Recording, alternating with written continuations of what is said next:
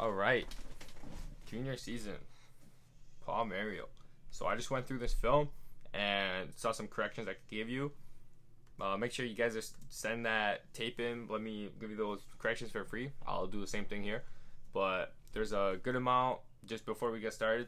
Say some things to watch and work on would be one, your pedal and stance. Try to get a bit lower in it. You can move a lot more efficiently if you're bent over more and you're just in more of an athletic stance compared to standing more up.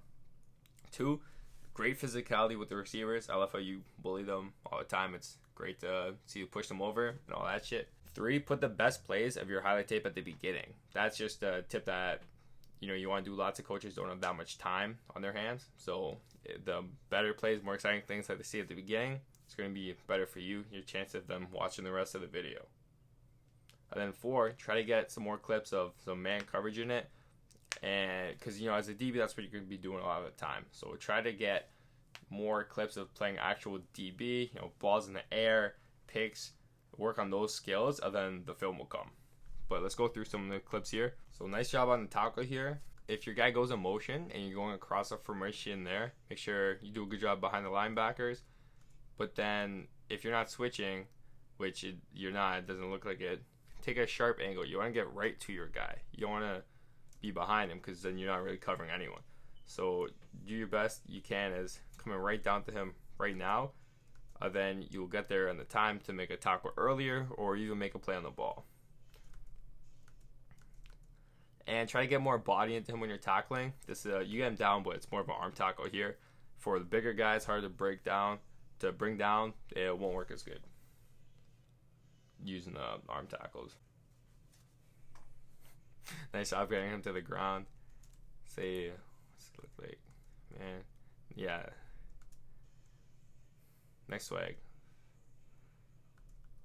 Oh yeah, see, pretty high up here. Now, see, you drop down on the break. If you're already down there, you'll be even that much quicker getting out of it. But you look pretty good coming out of this break.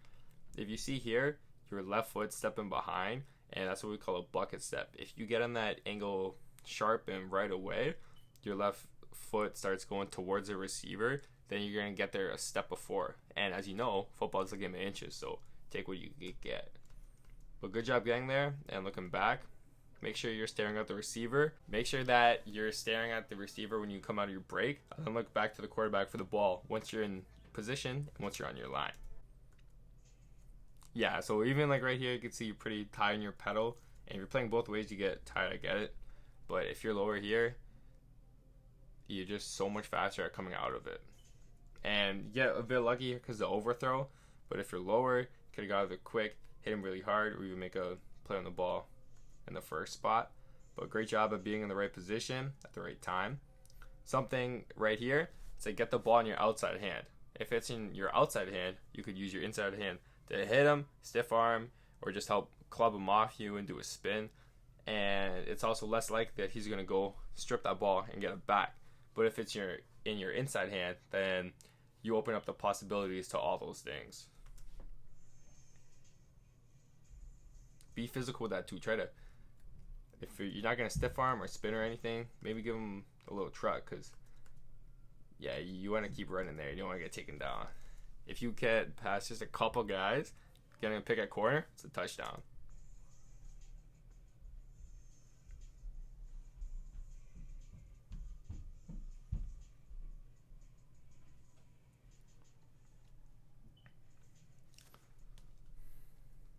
Nice press. Turns out he was just blocking you. Great job keeping that outside leverage there. And then coming back inside at the right time. And the only thing I'd say here is keep moving your feet. You don't want to just lunge at the guy. If you move your feet through contact, get your body into him, then you'll take him down the first time. He falls over here, so you do a good job. But for the more shifty guys who have better balance, you got to make sure you're into them. Tackle them with your body, not just diving at them and hoping you get them down. You want to run through them.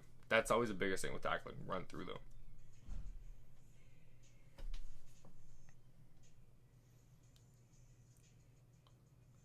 I like that play. That's good. Yeah, great physicality there. And coming up and making the tackle. It's hard to see the tackle. Yeah, that's another one. It looks like you're running, get a bit on his side, and use your arms. Think if you're tackling someone, and if you're running at them, and you don't have great body contact, but you're using your arms and trying to throw them down, compared to if you're running full speed and you're trying to go through them, like you're trying to make it hurt. It's just going to be way more powerful. You're going to hit with force. Now, if it's open field, that's great. You know, shimmy, break down, do your thing. But I'd like to see a bit less arms, a bit more body contact. And when I say less arms, it's still wrap his legs and all that. But just don't rely on the throwing part of the tackle compared to fitting him up and running your feet. So you hear that equipment pop.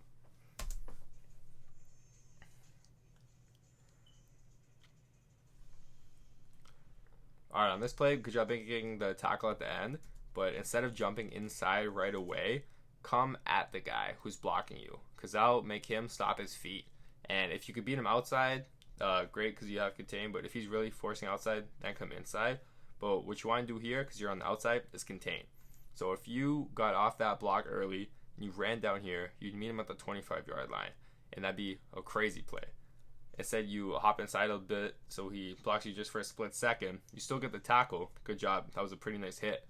But he got an extra, like, 15 yards on that run. Yeah, talk your shit after, too.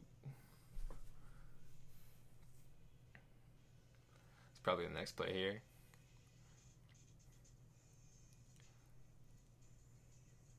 Same thing there. Don't be too quick to hop inside.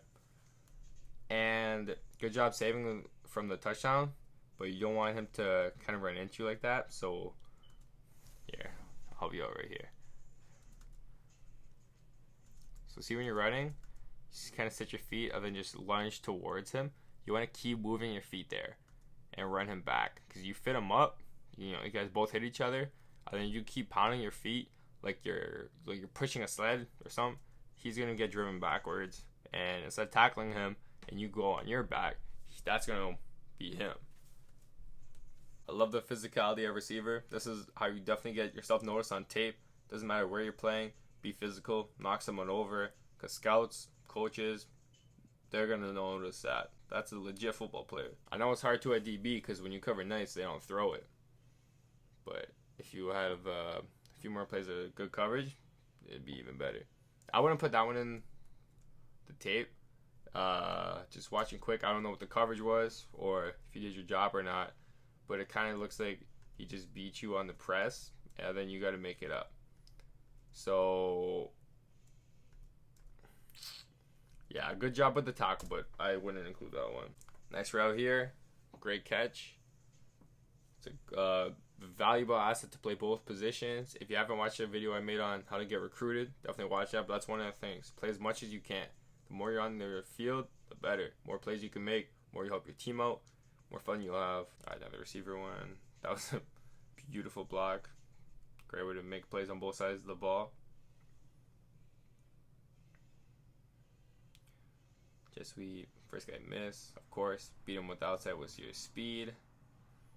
Nice. Nice job getting that. Nice job on the touchdown. I like the celebration after 2. Put that at the beginning of your tape. Have one of the first plays. Show that you're an athlete. You play both sides of the ball.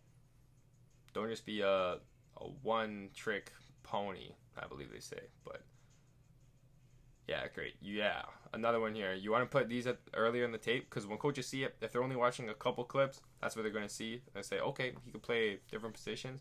Then they'll keep watching. Say those two, the pick. I like one of the blocks. You have the exciting plays early on. Nice hit. Nice hit. Let's break it down. Okay, so it looks like you're in the safety. What's he doing? Okay. It looks like you don't have much help on top at all. So you're pretty much on your own. Good job pacing him off the line with the shuffle. I'd say go a bit slower because he's not pushing you vertically at all. So you don't even have to move back really at all. I get it because you're playing it safe and because no one's behind you, but just pace him a bit more because you could be another like yard closer to the receiver than where you are.